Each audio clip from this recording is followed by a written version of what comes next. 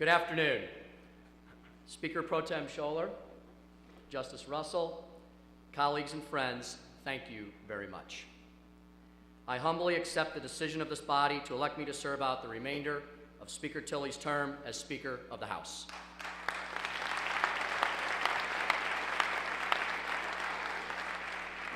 This change comes at a busy time for all of us. Today's veto session and the months before us, the years ahead, will bring with it continued critical issues that require our immediate undivided attention. It allows us a moment to consider the future of our state. To begin, I'd like to share some personal reflections on this day, this time in our history, on the hard work we all know lies ahead of us for all the citizens of Missouri. First, I owe a deep debt of gratitude and a measurable amount of thanks to the many people who have supported me, counseled me, comforted me, and yes, even constructively criticized me over these past many years. I want to first of all thank Justice Russell for swearing me in today. Also, my many friends who are in attendance. I want to thank my staff, primarily my legislative assistant, Jody Williams, who's been with me for 6 years, and perhaps for her, 6 long years. I want to thank my Chief of Staff, Tom Smith. The two of them, just the two of them, have run the very busy and sometimes overwhelming responsibilities and duties of the Majority Leader's office. I cannot thank them enough for all their years of service.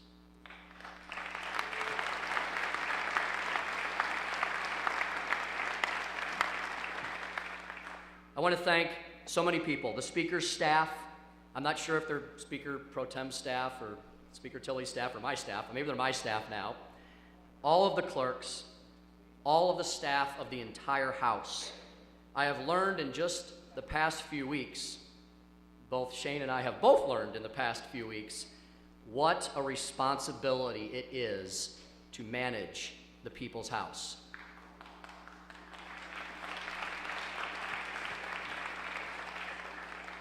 It's an awesome responsibility and extremely humbling. I want to thank Representative Shane Scholer, the gentleman from Greene, for serving as our acting Speaker.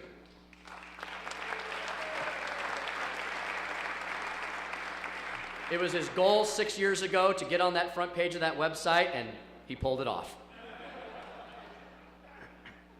In addition to Shane, I have to thank the third member of our trio, the three amigos. Some have other names for us. The representative, the gentleman from Dent, and Shane and I were friends before we were even elected. First two gentlemen I met many, many, many years ago, it seems now, in a summer caucus. Throughout thick and thin, throughout trial and tribulation, through good times and bad, through personal arguments and personal triumphs, through election cycle after election cycle and thousands of miles beneath our wheels, we have remained friends. I have 2 friends for life. I want to also thank my previous predecessor, Speaker Steve Tilley, a friend, a mentor, a guide, and after Representatives Scholer and Smith, the next person I met before I was even sworn into this great chamber. I want to thank Representatives Crawford, Torpy, and Talbot for their kind words and for their actions here today. It means so much to me. I want to thank all of my colleagues in the Majority Party and all of my colleagues and friends in the Minority Party. So many of you have stood by me in good times and bads, in agreements and disagreements. I thank you all for electing me to such an incredible position.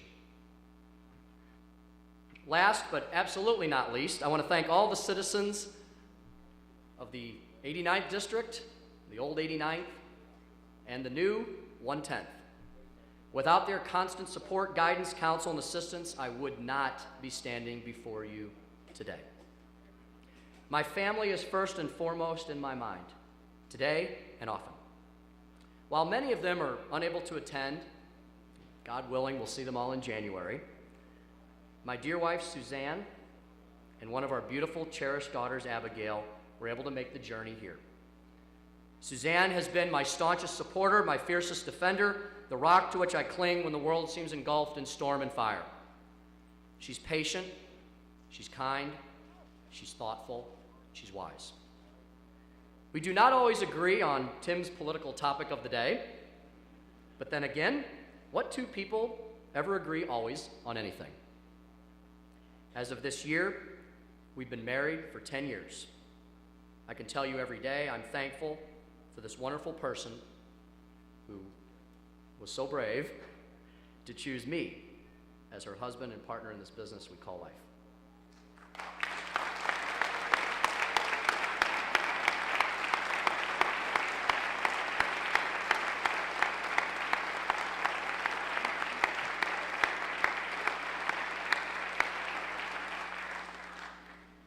We have two daughters. Many of you have had the opportunity to meet them over the years, Catherine Sophia and Abigail Elizabeth. Katie is 7, and right now, at this moment, currently attending 2nd grade at Gagey Elementary in the Rockwood School District in our hometown of Eureka. She excels in reading and writing and arguing. I wonder where she gets it. I could not be more proud of my spirited little girl who tells me every day when I have to travel, she's sorry I'm going, and she'll miss me very much. Little Abby is a treasure. Her bright eyes and bright smile can light up the most somber and serious of situations and remind us all we probably need to be a little more joyful. She's also begun her education as she attends preschool at St. Mark's Lutheran in Eureka.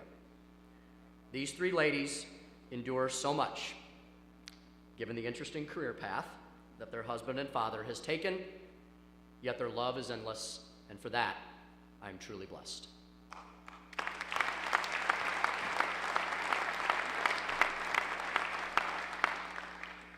A little about my family, how I came before you today.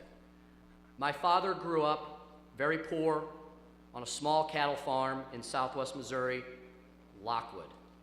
I believe it still has the same population today that it did 40-some years ago.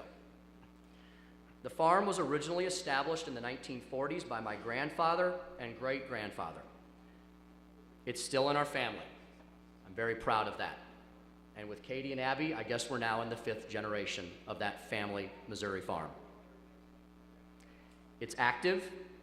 I visit it often, not as much as I want to, but enough to see my aunt every so often and to see the land on which my father, his brothers, the former gentleman from Monotone, and my aunt grew up.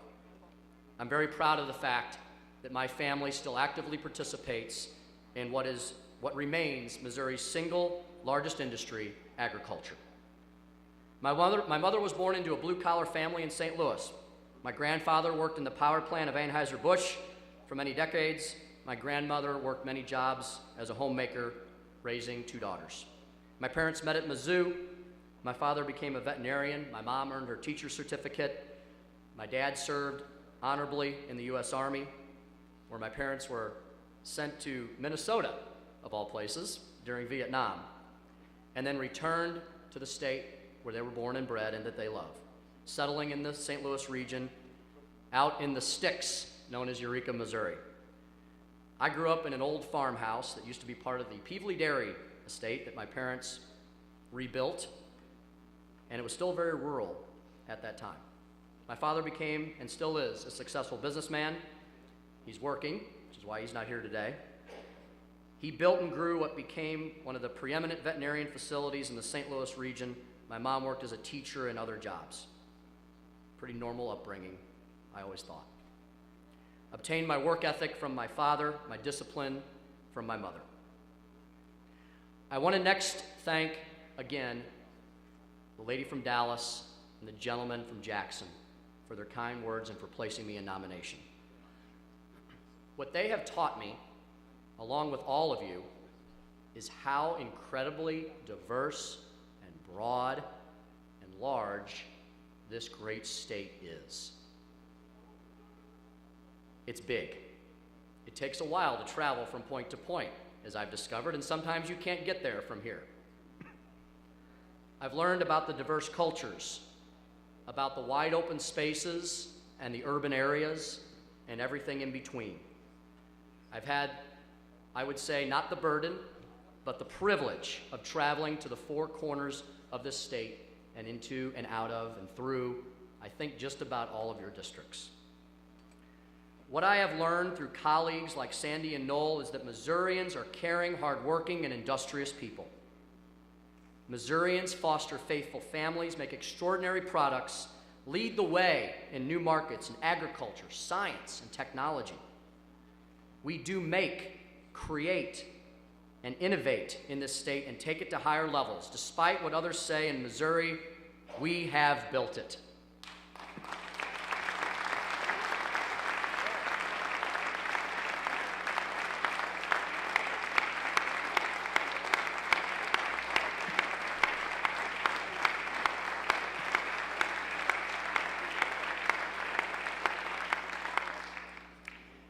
We all know we're caught up in one of the worst economies in many of our lives and many of the lives of our parents and grandparents.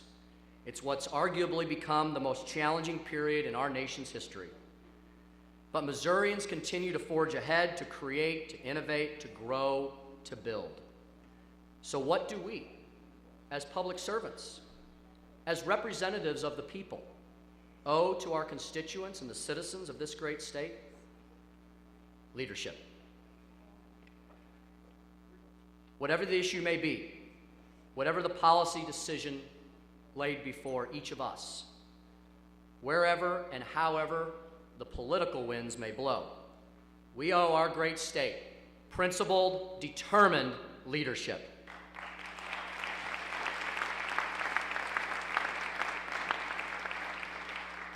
The people deserve the kind of leadership that transcends party lines and overcomes the differences we have too often seen between this chamber and our esteemed colleagues on the other side of the building. As our speaker, I promise you this: we will work together with our colleagues in the Missouri Senate.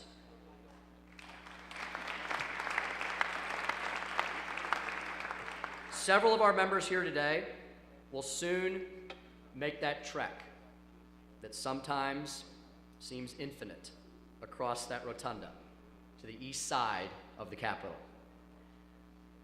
I know they realize a change in address doesn't mean a change in policy positions. And even though they will find themselves on the other side of the building, I know they will work with their new colleagues in the Senate, with their old friends here in the House, to find the common ground that I know exists because I've seen it.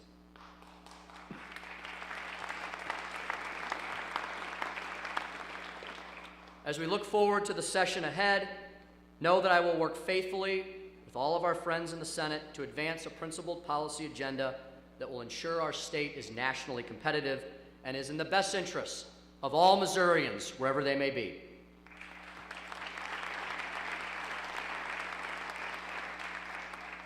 Though I cannot speak for any other leader in our government, I promise you I will lead with the House's agenda from the forefront.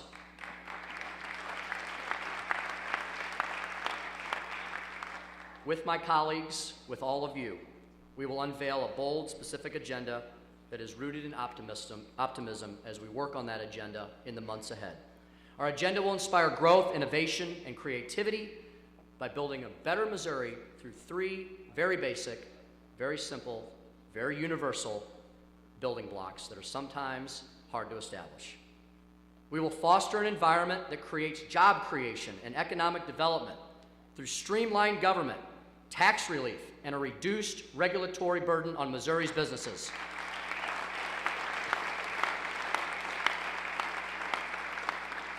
We will encourage the research and the innovation that brings new jobs to our state and leads Missouri closer to energy independence.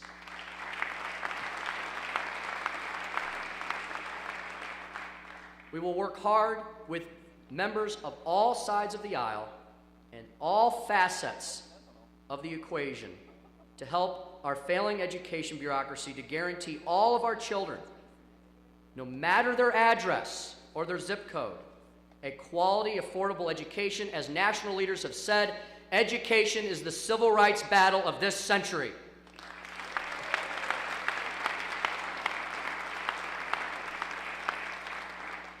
These are issues that are near and dear to all Missourians, no matter your philosophy, your political party. A vibrant economy, energy independence, education for our children, who they're the future leaders. That many of them possibly could sit in your seats in the future. Missourians have made it clear at the ballot box that elected leaders are expected to stay true also to their core values and beliefs. And while I'm committed to working with all of our public servants, I will not waver on my core principles. I'm dedicated to protecting life, ensuring our Second Amendment rights, advancing the cause of freedom and liberty that is guaranteed in our Constitution that we have taken a sacred oath to protect.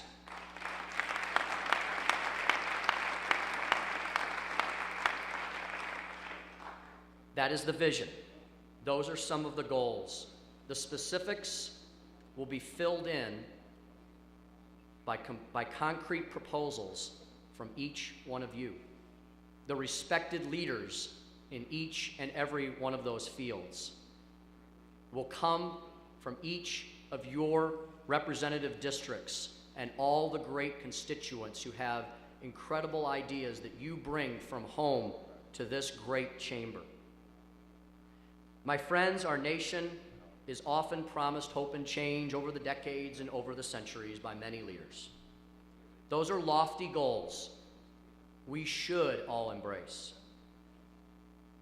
But it requires more than just speeches and statements, sound bites and talking points. And I know that after these words fall today and are carried forth, we have lots of work to do. It requires leaders to do more than talk about problems and lay blame upon those in the past. It requires action. It requires pragmatism, facing reality, and cooperation. Hope and change succeeds only in the presence of those willing to face true grit, the challenges that place the future of our state and nations in harm's way that must be addressed. I believe there's a new dawn on the horizon. It's our responsibility. It's our duty. It's in our oath to take principled stands to create that new, prosperous tomorrow. That tomorrow must be full of promise and brimming with nothing more than optimism and strength.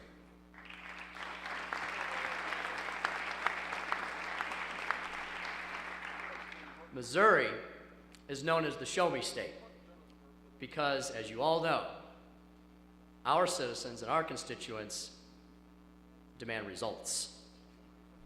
They demand action to back up all of the promises that we work towards for a greater tomorrow. The solutions we present, the solutions that we show to the extremely challenging issues before us will not come easy without leadership, integrity, hard work, perseverance. But Missourians are a hard lot, an industrious lot, a serious people who encountered this great land so long ago and found it to be one of abundance and prosperity. We have before us a bright future where that abundance and prosperity is simply waiting for us to harness it and put it to a bountiful use. I again thank you for the humble opportunity to serve you in this role, to lead you, to walk with you to that more promising tomorrow. May God bless you, your families, the great state of Missouri, and may God truly bless America. Thank you.